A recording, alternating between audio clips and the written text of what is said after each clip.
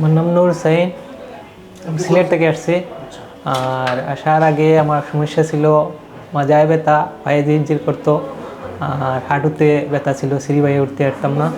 এখন আলহামদুলিল্লাহ 4 দিন ট্রিটমেন্ট নেওয়ার পর থেকে অনেক ভালো লাগতেছে, বা সিঁড়ি বাইয়ে ওঠা সহজ হয়েছে, এক থেকে অনেক কিছু অনেক হাঁটা চলা ওটা উভয় ক্ষেত্রে সমস্যা করতো, ঘুমের অসুবিধা হইতো। এখন আলহামদুলিল্লাহ ভালো। সিলেটে নিয়েছিলাম, আবার সৌদি আরবেও নিয়েছিলাম।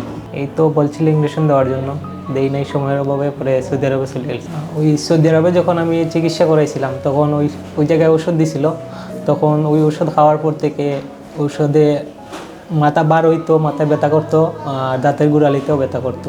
ওষুধ প্রায় ওখানে 15 থেকে 20 দিন খাইছি, ব্যথা কোনো পরিবর্তন দেখিনি। পরে লাইভে দেখার পরে এখানে আসছি, আসার পরে আলহামদুলিল্লাহ 4 দিন ট্রিটমেন্ট নিয়েছি, অনেক ভালো লাগতেছে। না কোনো ওষুধ দেওয়া নাই, অনেক ভালো, মাশাআল্লাহ অনেক ভালো। হ্যাঁ আলহামদুলিল্লাহ সন্তুষ্ট আছি আমি।